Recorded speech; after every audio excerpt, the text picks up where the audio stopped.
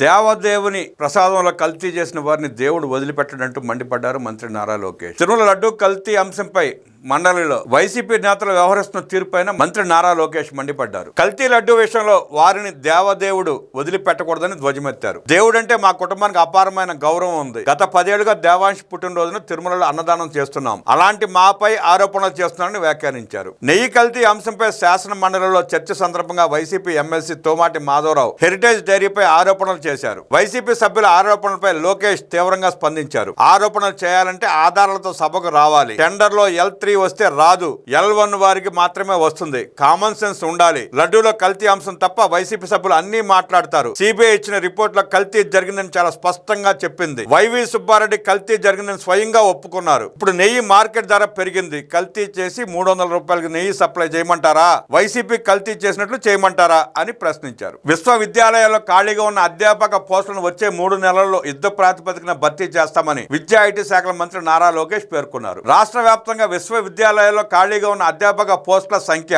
ఆయా ఖాళీలను ఎప్పటిలోగా పూర్తి చేస్తారని శాసన మండలిలో సభ్యుడు బొర్రా గోపిమూర్తి అడిగిన ప్రశ్నకు సమాధానం ఇచ్చారు మంత్రి. రాష్ట్ర వ్యాప్తంగా విశ్వవిద్యాలయాల్లో 3371 అధ్యాపక పోస్టులు ఖాళీగా ఉన్నాయి. ఉన్నత న్యాయస్థానంలో పెండింగ్ లో ఉన్న కేసులను పరిష్కరించి 3 నెలల అవసరం ఉన్న ఖాళీల భర్తీకి చర్యలు తీసుకుంటాం. ఖాళీల భర్తీకి 2018-2023లో నోటిఫికేషన్ ఇచ్చారు. వర్టికల్ హారిజాంటల్ రిజర్వేషన్ పాటించకపోవడంతో 2023 నోటిఫికేషన్ కోర్టు తప్పుబట్టింది. దీంతో సదరు ప్రక్రియ నిలిచిపోయింది. ఇప్పటికే మేము ఏఐజీతో 3 సార్లు సమావేశం కావడం జరిగింది. పూర్తి స్థాయిలో చర్చించాం. నూతన నోటిఫికేషన్ ఇవ్వాలని మేము నిర్ణయం తీసుకున్నాం. యుద్ధ ప్రాతిపదికన పెండింగ్ పోస్టులను వచ్చే 3 నెలల భర్తీ చేయాలని నిర్ణయం ప్రభుత్వం తీసుకుంది. గత ప్రభుత్వంలో రాజకీయ కోణంలో కొన్ని అపాయింట్మెంట్లు జరిగాయి. దీనివల్ల యూనివర్సిటీలో ఎంతో మంది సిబ్బంది అవసరం, ఎవరు ఏ పని చేస్తున్నారో మ్యాన్ పవర్ ఆడిట్ చేయాల్సిన అవసరం ఉంది. ఆడిట్ పూర్తయిన తర్వాత స్పష్టత వస్తుంది. కాంట్రాక్ట్ ఉద్యోగులకు వెయిటేజ్ విషయంలో లీగల్ ఒపీనియన్ తీసుకుంటున్నాం. పని చేయాలని తప్పన మాకు ఉంది. లీగల్ గా ఇబ్బంది పడకూడదు. చరిత్రలో ఎక్కడా జరిగిన విధంగా 150 రోజుల్లో డిఎస్సి పూర్తి చేశాం. 16,000 ఉపాధ్యాయ పోస్టులను భర్తీ చేశాం.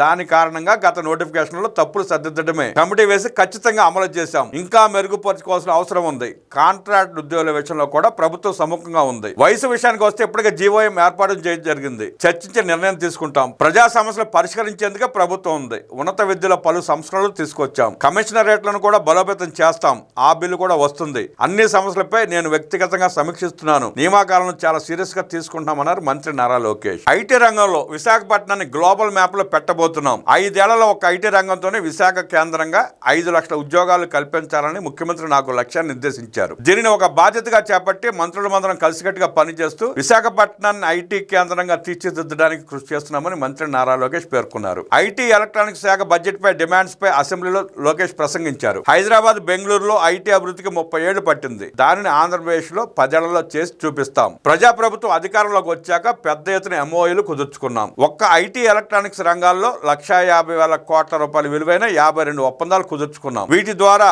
2,30,000 మందికి ఉద్యోగ అవకాశాలు లభిస్తాయి. క్వాంటంలో కూడా పెద్ద ఎత్తున ఒప్పందాలు కుదుర్చుకున్నాం. పెద్ద ఎత్తున పెట్టుబడులు వస్తున్నాయి. ఇందుకు సభ్యులందరి సహకారం అవసరం. టీం 11కి కూడా ఆఫర్ ఇస్తున్నా. మీకు తెలిసిన కంపెనీలు ఉన్నా చెప్పండి. కలిసికట్టుగా రాష్ట్రాన్ని అభివృద్ధి చేద్దాం. రాజకీయాలు రాష్ట్ర లోపల చేద్దాం. బయటికి వెళ్ళినప్పుడు కలిసికట్టుగా రాష్ట్ర ప్రయోజనాల కోసం పోరాడదాం. సభ్యులకు తెలిసిన ఐటీ కంపెనీలు ఉంటే వివరాలు మాకు పెట్టండి. పర్సనల్ గా ఫాలో అప్ చేసి గ్రౌండ్ చేసేందుకు కృషి చేస్తాం. లోకేష్ గారి ఫైనల్ టచ్ బాగుంది. టీం 11 మందికి కూడా ఆఫర్ ఇస్తున్నా. మీకు తెలిసిన కంపెనీలు ఉన్నా చెప్పండి. కలిసికట్టుగా అందరం కలిసి రాష్ట్రాన్ని అభివృద్ధి చేద్దాం. రాజకీయాలు రాష్ట్రం లోపల చేద్దాం. రాష్ట్రం బయటికి వెళ్ళినప్పుడు అందరం కలిసి రాష్ట్ర అభివృద్ధి గురించి ఆలోచిద్దాం. చక్కటి సలహా ఇచ్చాడు ఆయన. ఆ సలహాను పాటించి దిగజారిపోయిన మీ గౌరవాన్ని రవంతన పెంచుకునే ప్రయత్నం చేయండి. టీం 11